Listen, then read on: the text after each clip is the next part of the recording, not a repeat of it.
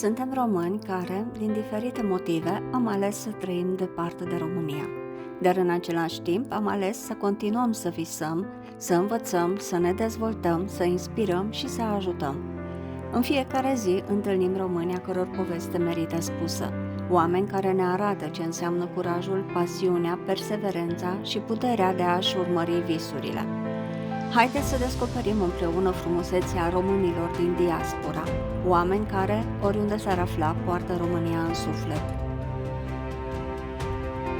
Astăzi vom face cunoștință cu o româncă care ne demonstrează că nu e niciodată prea târziu să o iei de la capăt. O poveste despre curaj, ambiție, determinare, educație, autoeducație și despre cum poți să te reinventezi într-o țară străină, indiferent de vârstă. Astăzi vom face cunoștință cu Sofia Maciovan, o româncă stabilită în Norvegia, care a decis să-și înceapă studiile și să înceapă o nouă profesie aici în Norvegia. Cum a început povestea ta, Sofia? Cum ai ajuns tu în Norvegia? E o poveste interesantă, nu ne-am gândit niciodată să ne mutăm în Norvegia sau să ne mutăm în altă țară până când Marius, soțul meu, care lucrează la o multinațională, a primit întrebarea dacă vrea să se relocheze cu jobul în Norvegia, să se mute cu contract local, să se mute cu toată familia. Și a fost așa, wow, facem asta. Ne-am gândit, am avut așa câteva luni de gândit și am zis că e o ocazie extraordinară să încercăm, să vedem și dacă ne place, rămânem, dacă nu, nu. Ne-am gândit foarte mult pentru că domnișoara noastră, care atunci avea 11 ani, era, cum sunt tinerii la 11 ani, da, trebuia să ne gândim foarte serios în ce măsură o să o impacteze pe ea mutarea asta. Și a fost o decizie care am luat-o împreună și ne-am mutat peste un an, practic, de când am luat decizia până, da, primi loc la școală și așa. Deci asta a fost. Și am zis că era o ocazie extraordinară și am zis că trebuie să încercăm să vedem cum e, gândindu-ne în special la ea, cum ar fi, să vadă alt sistem de învățământ și așa mai departe. De câți ani v-ați mutat voi aici? 13, am avut 13 în iulie. Cum a fost acomodarea, integrarea în societatea norvegiană, ținând cont de faptul că aveați și un copil mic, relativ mic? Da. Păi, în primul an ne-am simțit ca turiști și asta a și fost, adică a fost foarte ciudat. Noi am călătorit foarte mult, dar una e să călătorești, alta e să zici, gata, ne mutăm aici cu absolut tot, să te gândești la absolut tot. Și școală, în primul rând, și așa. Și în primul an, până când am zis să vedem dacă rămânem sau nu, a fost, chiar m-am simțit chiar ca și turist. Deci asta a fost sentimentul. Și după aceea, după un an, am avut ședință de familie din nou, să vedem dacă Lianei îi place, nu-i place, vrea să rămânem sau nu. Și a zis că vrea să rămânem. Și atunci am zis, ok, deci rămânem. Deci, până atunci am folosit doar engleza, niciunul dintre noi nu învățase norvegiană deloc. Fiind expat și atât. Și când am decis că rămânem, atunci am zis, ok, deci acum trebuie să încep cu cursul de norvegiană, pentru că nu e... Adică dacă trăiești într-o țară, din punctul meu de vedere, trebuie să înveți limba, trebuie să încerci să faci parte din societatea în care ai ales să trăiești. Și deci învățatul limbii este primul lucru. Și atunci am început să merg la cursul de norvegiană și în paralel, având în vedere că da, doar mersul la curs, da, e o parte din și restul citit, învățat acasă, și exersatul era partea cea mai importantă și atunci am decis să lucrez ca și voluntar la Barum Frivillig Central și apoi la Crucea Roșie.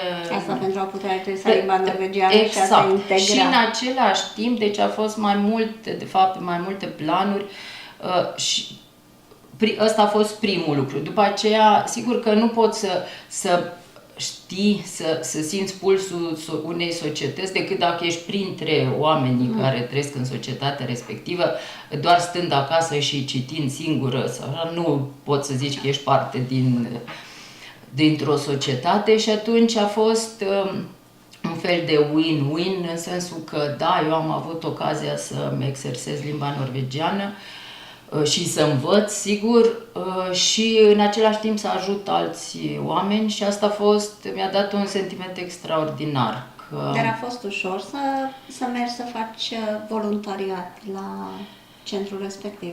N-a fost ușor, în primul rând, din cauza limbii, pentru că noi am fost învățați, sau eu cel puțin, și din păcate am transmis și Ilianei chestia asta, că da, trebuie să facem lucrurile ca lumea, trebuie să fie făcut lucrurile serios, ceea ce și mai departe facem la fel, doar că a fost, într-un fel am simțit minusul ăla, că mă duc, da, dar nu stăpânesc limba așa cum trebuie și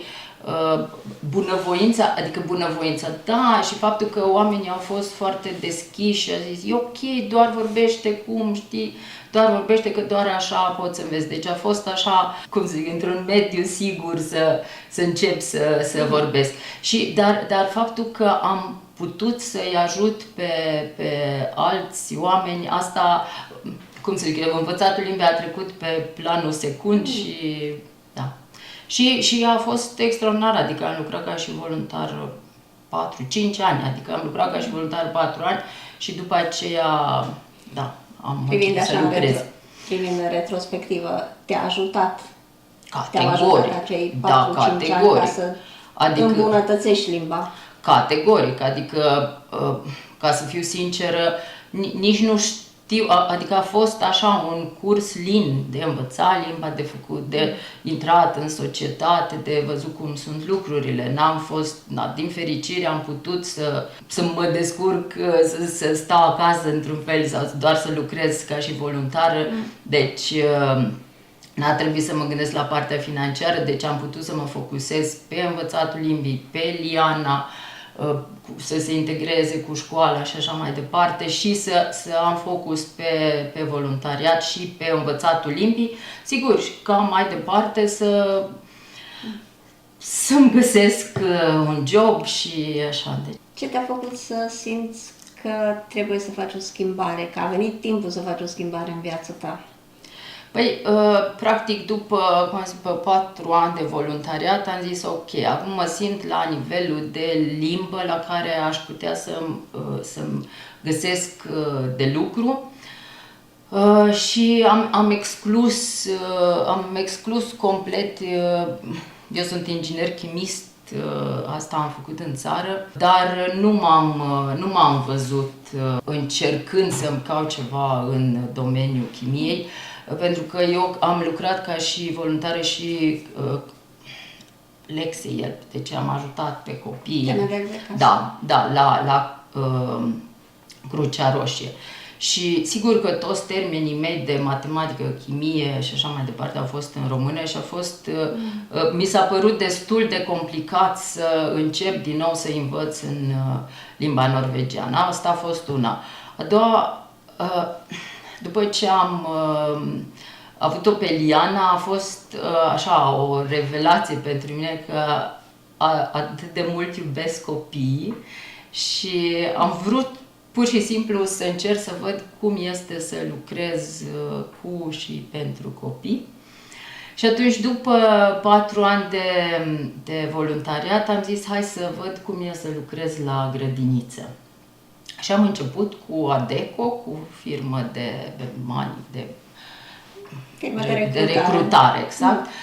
Și atunci am primit loc de muncă exact unde lucrez și acum. Acolo am început, acum 10 ani. Am vrut să încerc să văd, da, eu iubesc copiii, dar nu știu cum este sistemul.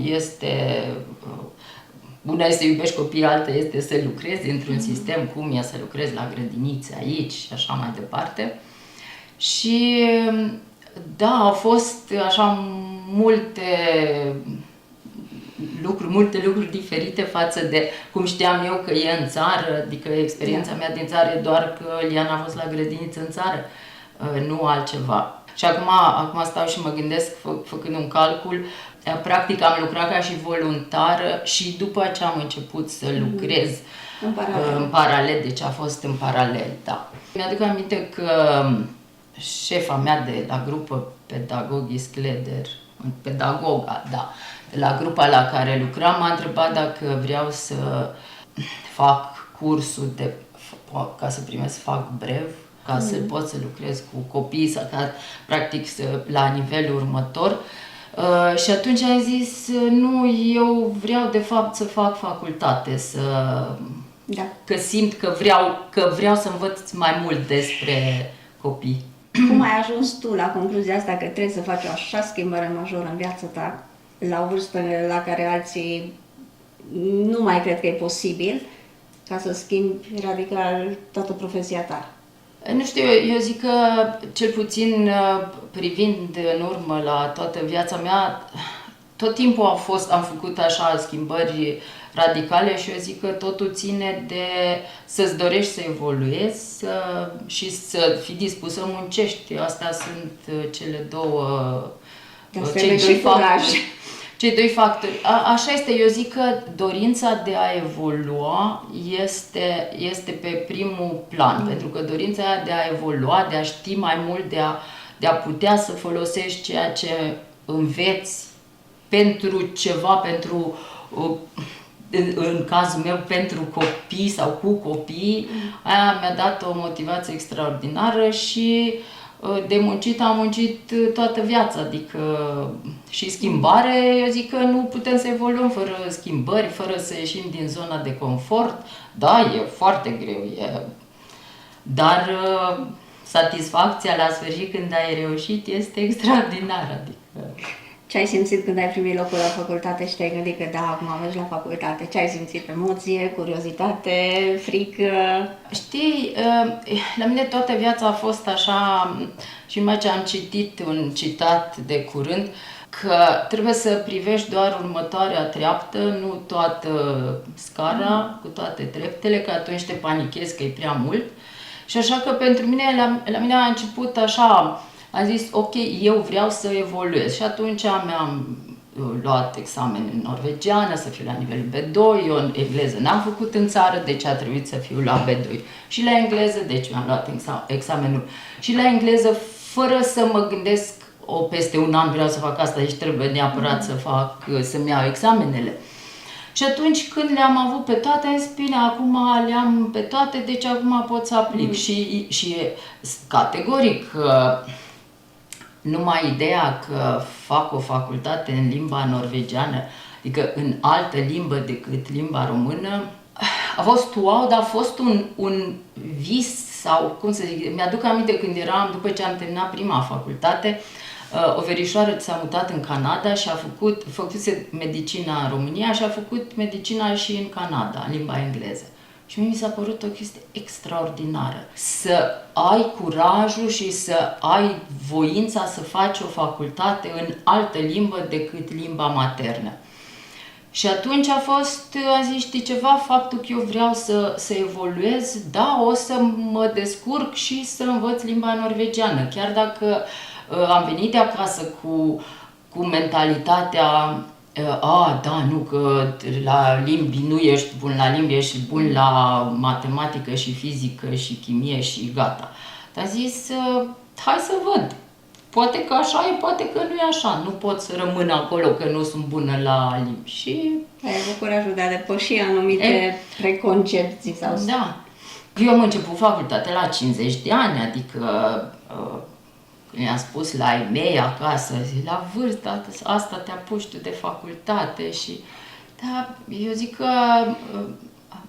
ca să evoluezi nu există nicio vârstă și care să ne limiteze, să zicem, acum nu mai evoluăm că avem 60 de ani, de ce să nu mai evoluăm?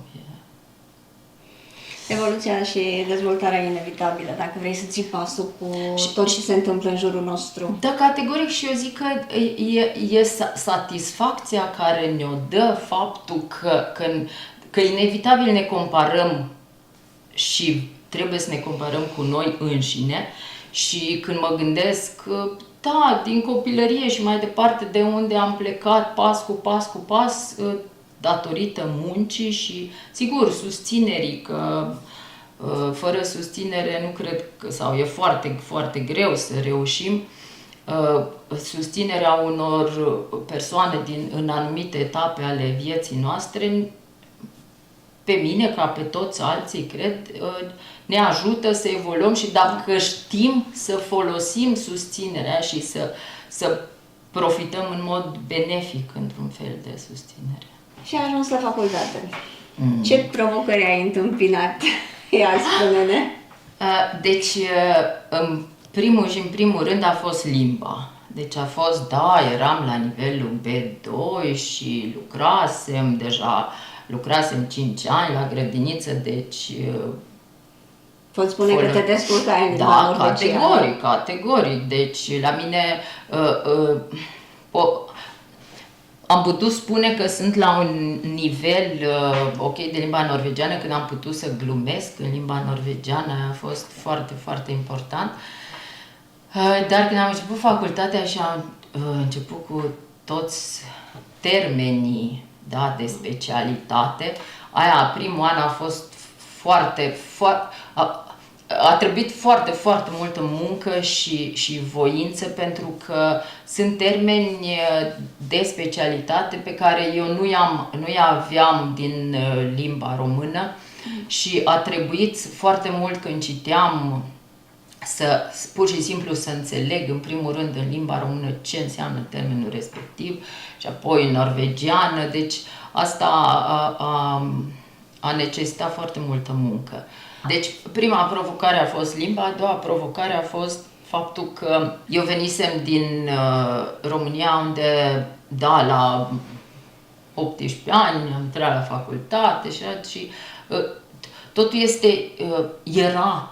Că acum, sigur că ce discutăm aici sau ce spun eu aici sunt experiențele mele și cum am trăit eu. Sigur că fiecare dintre noi are experiențele lui și așa, dar experiența mea din țară, când am fost la facultate, în țară, pe vremea, da, în 89, 90, 89, 94, am fost eu acolo, practic toate examenele erau individuale, totul era scris, da, mergi la curs, dai examen și în sesiune și gata. Aici e un sistem complet diferit, în care din prima zi am fost așezați în grupe, studiegrupe și practic cu grupa respectivă am mers până în anul 4.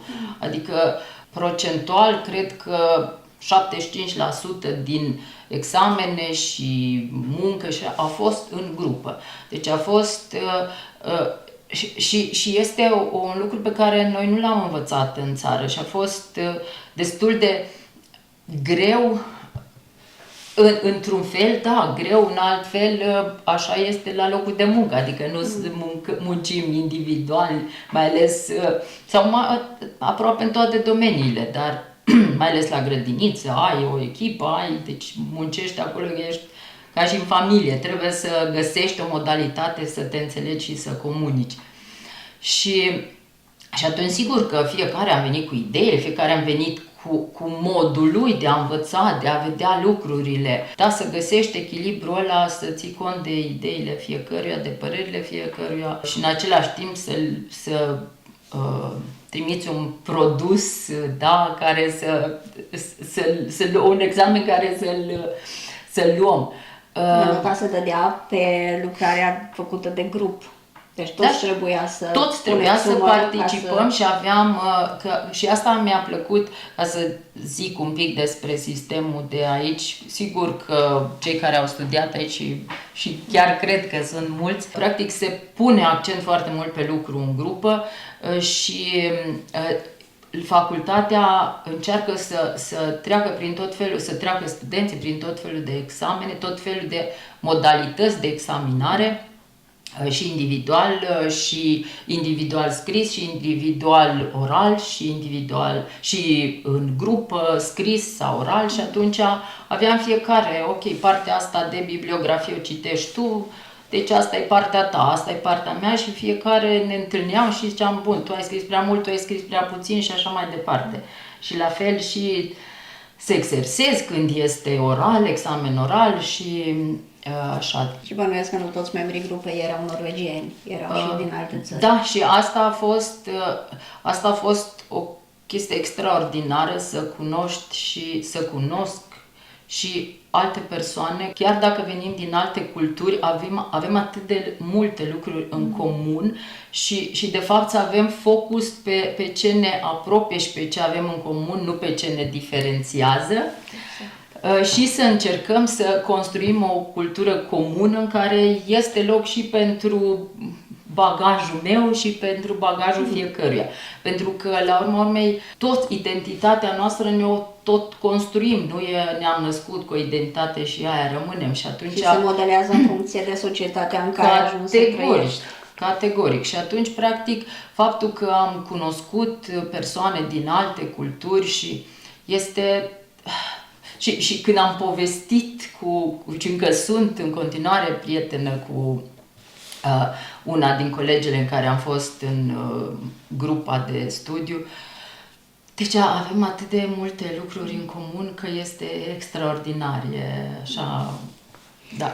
Și ce a fost din nou greu, adică pentru mine, trecând prin examene, cum am terminat chimia și matematică, fizică, adică și a gândire exactă și așa, acum să trec la pedagogie și tot ce ține de pedagogia copilului și... Multe lucruri abstracte, de fapt. Da, abstracte și un fel filozofice și un fel părerile multor cercetători. Și mi-a fost greu la examen, eu care deci eram învățat, asta nu sunt multe nuanțe, e alb sau negru și cam atât.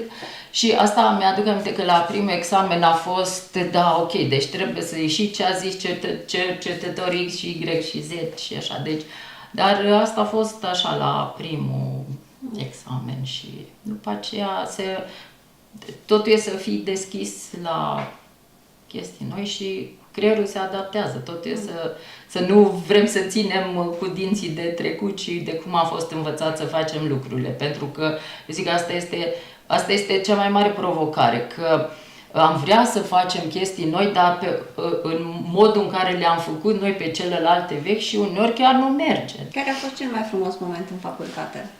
Când ai știut că ești la locul potrivit? Am avut tot timpul, sau mă rog, de la început, sentimentul că acolo e loc pentru toată lumea.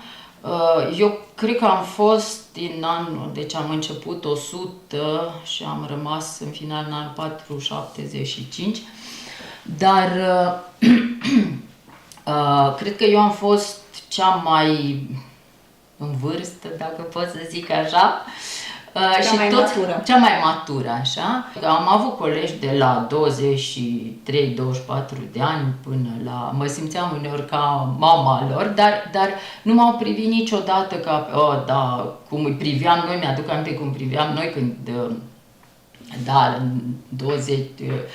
când aveam eu 20 de ani și aveam colegi care erau mai maturi și ne uitam, mama mia, ce face omul ăsta aici, așa, la vârsta asta. Deci a fost așa, faptul că este loc pentru toată lumea și faptul că societatea de fapt încurajează pe oricine, da, vrea să se evolueze, să facă studii, să meargă la facultate. Și atunci, și practic este gratis, adică, eu când am început facultatea nu obținusem cetățenia norvegiană, și a fost gratis, adică am plătit în fiecare semestru doar o taxă mică, modică pentru Norvegia și asta a fost tot. Adică n-a fost absolut nicio diferență în cursul studiilor, am primit cetățenia, nicio diferență înainte de a primi sau după. Deci. Poți să ne spui pe scurt cum ai putut împăca mersul la facultate, având studii destul de frecvent, și mersul la servici? Cum s-au împăcat cele două, jobul și facultatea?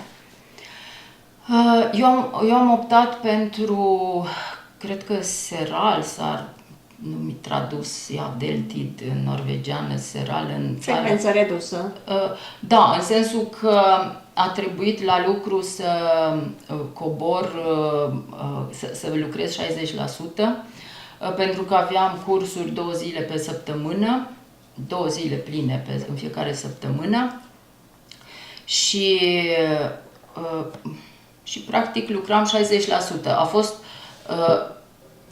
foarte solicitant, adică am putut să merg la frecvență redusă cu acordul locului de muncă, pentru că nu e simplu să dintr-o dată de la să lucrez 100% să cobor la 60% și practic am primit accept de la lucru, dar am coborât, deci salariul a coborât la 60%. Faptul că facultatea zicea, ok, astea sunt temele, că lucrați, asta e treaba voastră, trebuie să vă faceți temele, lucrările ce aveam. Lucru zicea, ok, cele 2 zile ești tu la facultate, dar restul de 3 ești la lucru, deci focusul trebuie să fie aici. Deci a fost foarte solicitant și în primul an toate weekendurile le-am folosit ca să citesc bibliografie, ca să îmi fac lucrările și așa. Deci a fost foarte solicitant și după primul an am zis că nu merge, nu e viabil, pentru că simțeam că și acasă doar veneam, mâncam și citit și și când ai familie, sigur că trebuie să ții cont și de familie, evident. Și după aceea, deja din anul 2, am zis, bun, trebuie să găsesc un echilibru. Partea pozitivă este că în același timp studia și Iliana și faptul că am studiat amândouă, eu la Oslo Media, la Universitatea din Oslo, dar oricum studente amândouă ne-a apropiat foarte mult și a fost așa ca o limbă comună, într-un fel, că tinerii la vârsta asta, e greu să găsești un canal de comunicare cu ei, dar ăsta a fost un canal foarte bun de comunicare cu ea. Crezi că faptul că ai urmat cursurile unei facultăți sau cei 4 ani pe care i-ai urmat la facultate te-au ajutat să te integrezi mai bine în societatea norvegiană? Ai simțit vreodată, de exemplu, că ești judecată sau că există stereotipuri în ce privește străinii care lucrează aici, care fac studii aici? N-am simțit, n-aș putea spune că am simțit. Din fericire e atât de variată societatea, variată în sensul că sunt foarte mulți străini, ca și noi de altfel, din diverse țări și focusul tot timpul la facultate a fost pe ce avem în comun și să învățăm despre culturile celorlalți în așa fel încât să nu existe frica aia, că întotdeauna este frica de necunoscut, da? Exact, culturi și aici sigur că intră și religia, pentru că întotdeauna dacă nu știi nimic despre o religie sau o cultură sau despre o țară, e frica aia și de necunoscut, că oare ce conține asta. Și faptul că m-am împrietenit cu colega despre care vorbeam și care este musulmană, are religia musulmană. Deci a fost o deschidere extraordinară pentru mine, pentru că toți suntem oameni și toți avem de fapt aceleași valori și aceleași principii, sigur, mai mult sau mai puțin, dar așa, baza practic este pe aceleași valori și atunci mi-am dat seama că de fapt ține de fiecare dintre noi, că extremiști sau persoane care gândesc la extreme sunt în absolut toate culturile și religiile. Deci eu n-am simțit și, cum am zis, focusul a fost întotdeauna la facultate, cu ce putem să venim fiecare dintre noi, să evoluăm, să ajutăm ca să evoluăm. Deci, Bănuiesc că și munca în grupe a dus tot așa la o mai bună cunoaștere între voi. Categoric. Pentru că nu lucrând atât de mult împreună și apropiat și mai ales în perioada de examene trebuia să ne întâlnim foarte mult, dacă ai idei preconcepute despre o cultură, țară, religie, nu poți să colaborezi. Și aici se pune foarte mult accent pe a lucra împreună. Aici și într-un fel e perfect normal, pentru că în asta constă munca, da, la servicii, Da, adică exact.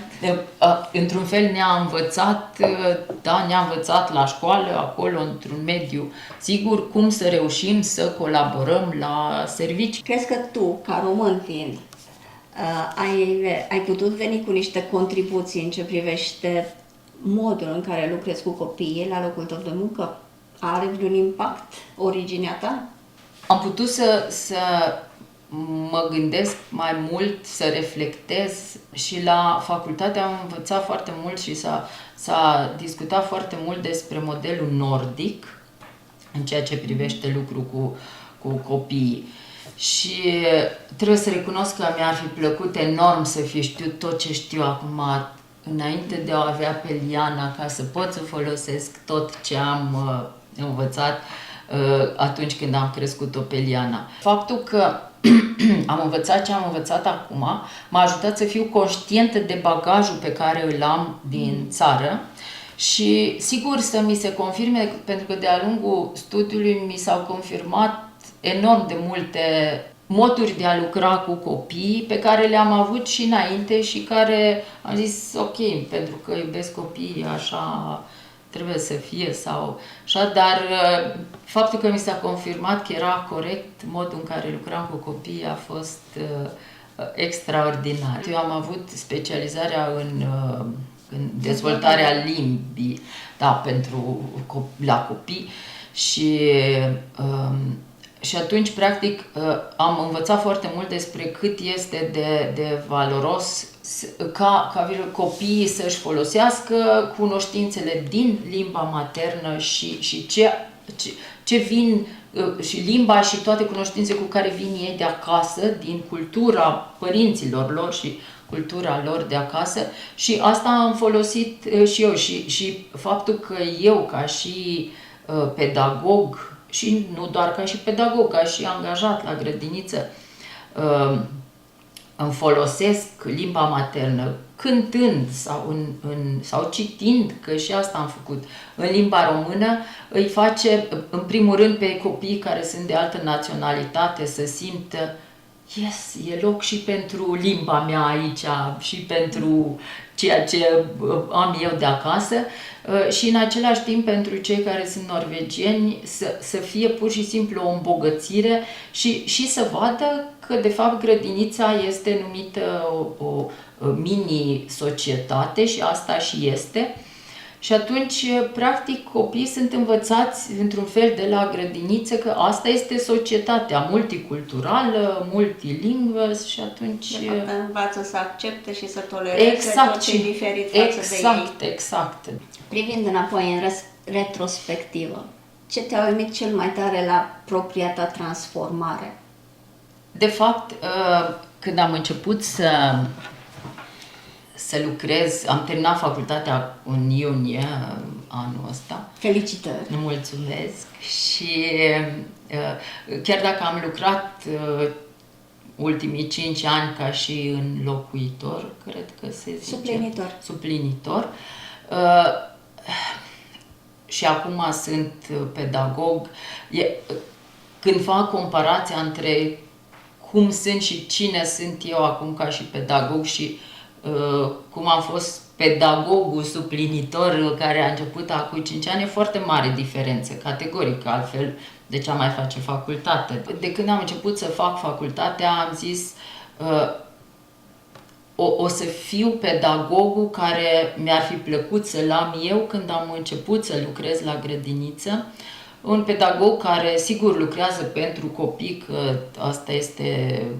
asta trebuie să facem și avem un cadru foarte clar despre cum să facem asta, dar lucrăm cu oameni și eu în echipa mea suntem 4 colegi și dacă noi nu reușim, noi ca și echipă, să lucrăm așa cum trebuie, ca copiii să simtă că aici e o familie, că atmosfera creată de noi toți acolo este una pozitivă și de bază în lucru cu copii, dacă am învățat ceva care mi-a rămas așa, este faptul că un copil, la fel de bine cu un adult, trebuie să se simtă văzut, auzit, respectat și luat în serios.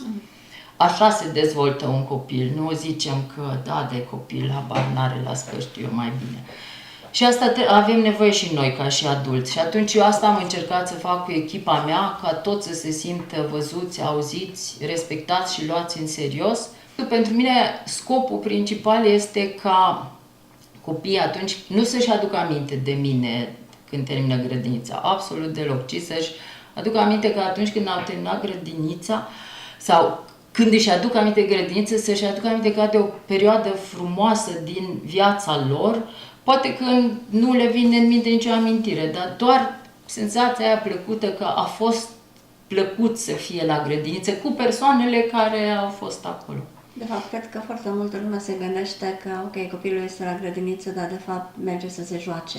Dar de fapt, asta este cea mai importantă muncă pe care copilul o face timp de ore în șir pe parcursul unei zile. Poate să fie 9 ore, 10 ore. El de fapt învață. Absolut, absolut. Prin joacă învață tot și asta este foarte o mare diferență între sistemul nordic și cum era acasă, că nu știu cum este acum, dar practic trebuie în joacă să îi învățăm pe copii cum să reușească să gestioneze un conflict, cum să-și exprime toate sentimentele și asta este o foarte mare diferență, da, copilul să simtă că este loc pentru a își exprima și bucuria și mânia și, sigur, nu lovindu-i pe alții și asta trebuie noi să învățăm. Copilul singur nu are cum să învețe chestia asta. Și atunci dacă copilul când e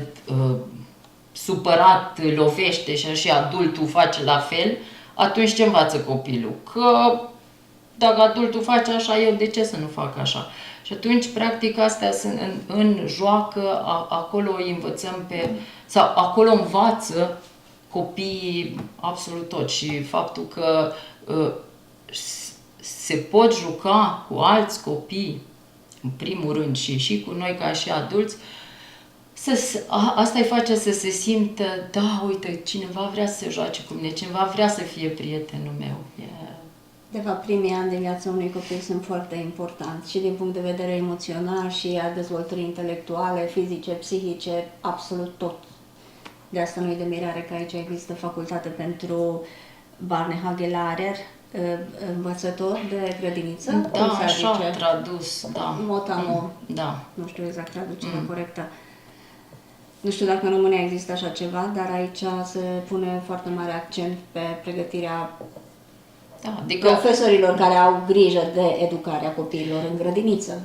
Adică la facultate, da, pedagogia ca și materie a fost principală, dar pe lângă pedagogie am făcut matematică, cum să învățăm pe copii. Sigur că nu discutăm despre matematică, să învățăm adunări sau scăderi, ci că matematică e și că încearcă să pună o mingiuță aici, să vadă dacă are loc sau nu are. Tot matematică, vorba de volum și așa, deci da, să lucrăm conștient, da, cu matematică, cu fizică, cu experimente la nivelul lor și asta am făcut, mi-am folosit chimia, cunoștințele de chimie, așa, la nivelul de grădiniță, având experimente cu cei mici.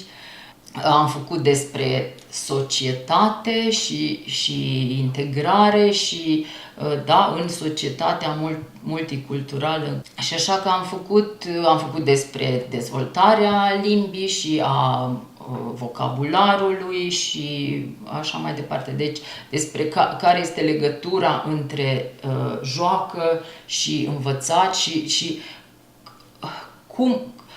cum copilul ajunge un adult, da, prin ceea ce experimentează, ceea ce învață într-un mediu sigur cu adulți în care are încredere și se simte că e în siguranță. Cum este munca ta cu colegii la serviciul tău? Cum te înțelegi cu colegii?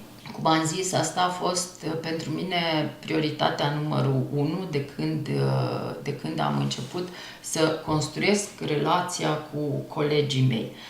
Pentru că în momentul în care te înțelegi bine, și scopul nu este să devin prietenă cu colegii mei, nu ăsta este scopul. Scopul este să se simtă înțeleși de mine și să fie înțelegerea aia că lucrăm împreună și să fie loc și pentru, da, diferențe, că fiecare suntem diferiți și venim din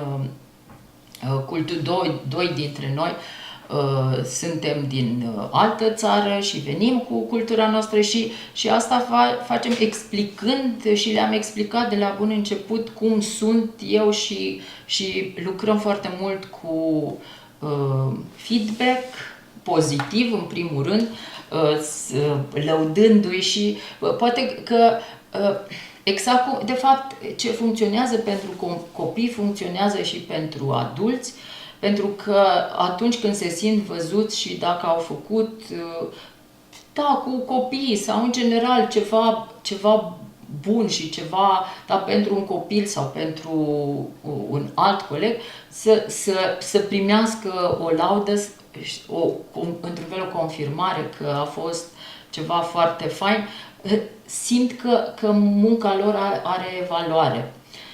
Și atunci ăsta a fost focusul meu și, ce să zic, cum am zis, toți știm de ce suntem acolo, că nu ne-am dus la distracție,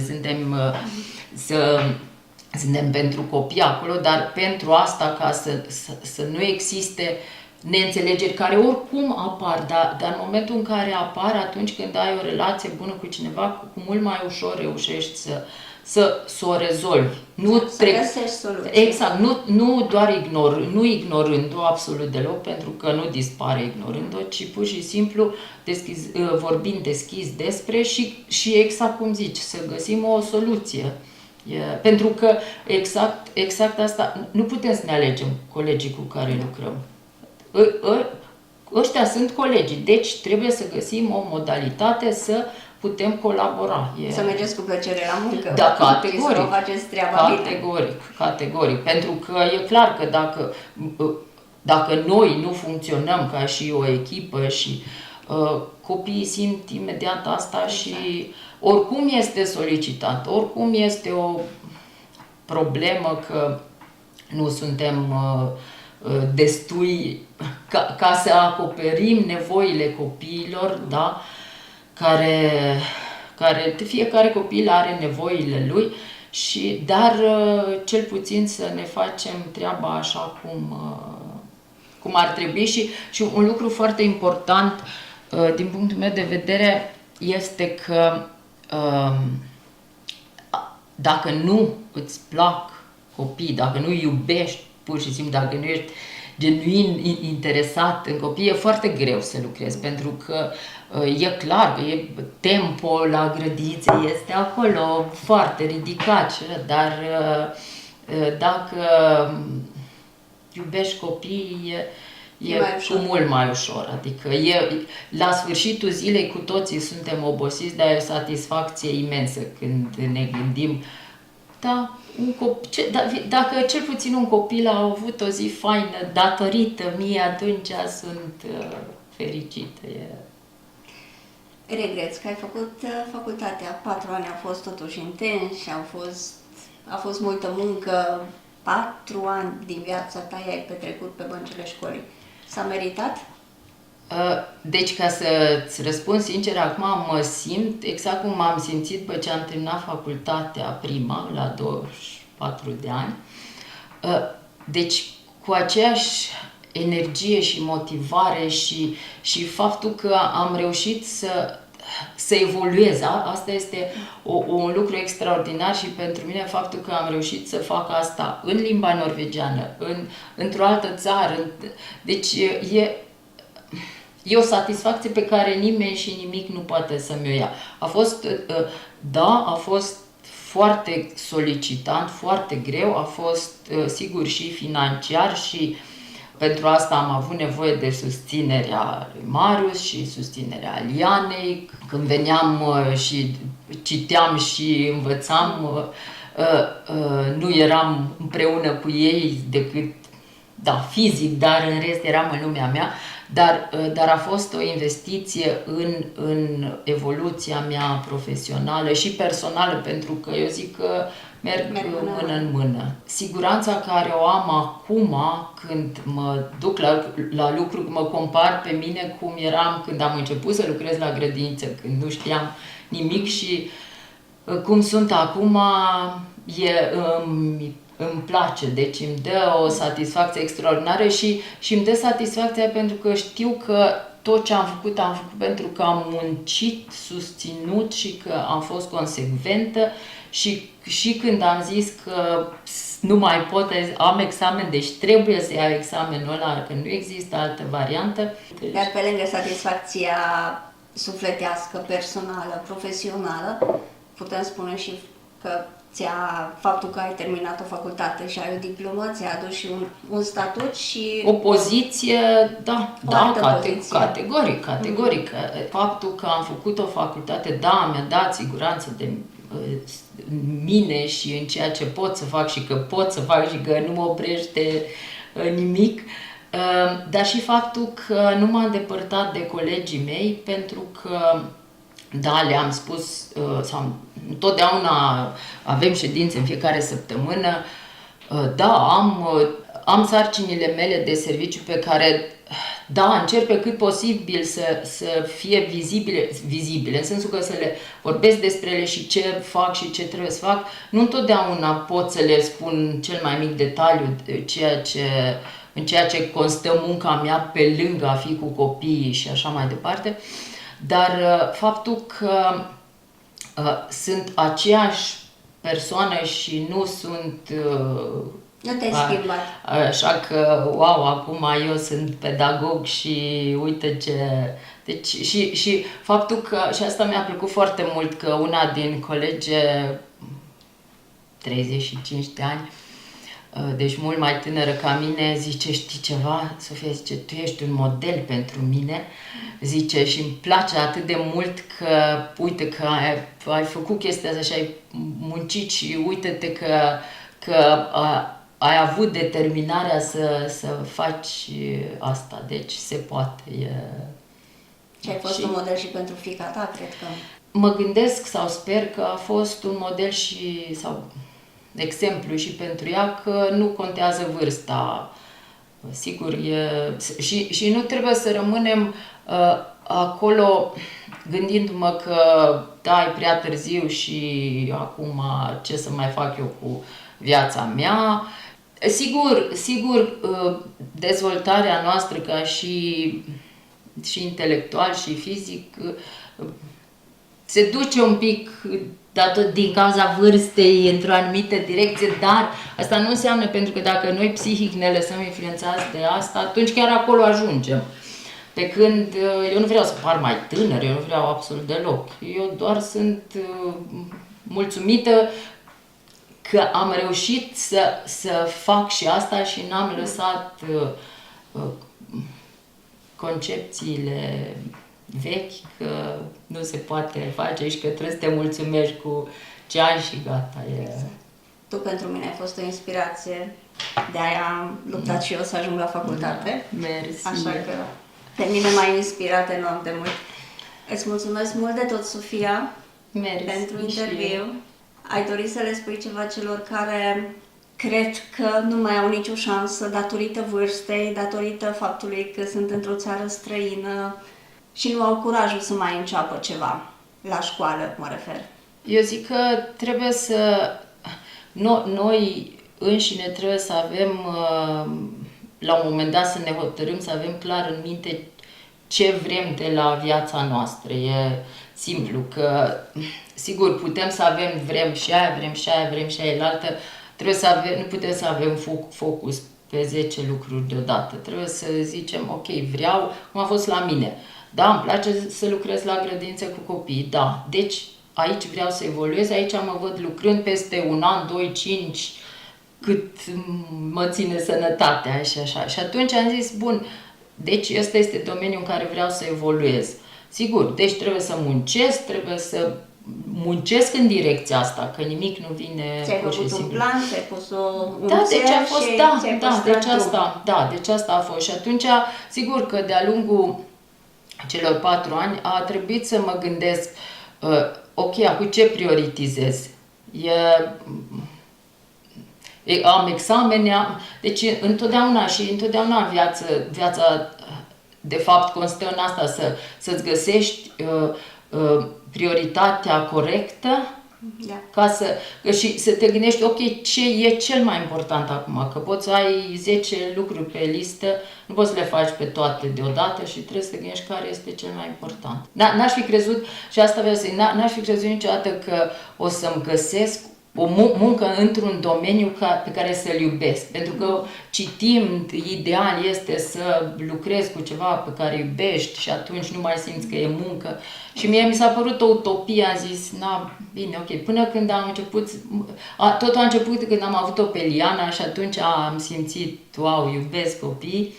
Și atunci am zis, ok, aici vreau să mă dezvolt. Deci n-am vrut, nici nu m-am gândit că aș vrea să încerc să lucrez din nou în domeniul chimiei, absolut deloc. Deci asta a fost normal, firesc pentru Da, deci pentru că asta mi-a plăcut și asta am simțit că îmi dă mie satisfacție și atunci trebuie să avem curaj să ieșim din zona de confort. Deci asta e atât de greu și atât de dureros, dar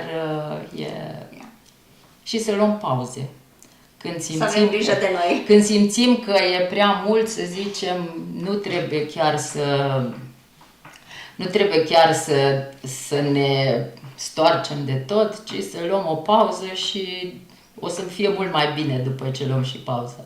Mulțumim mult, Sofia, pentru participarea la interviu. Cu drag. Și pentru povestea ta care ne inspiră și ne motivează și sper că îi va motiva și va inspira și pe alții care ne privesc.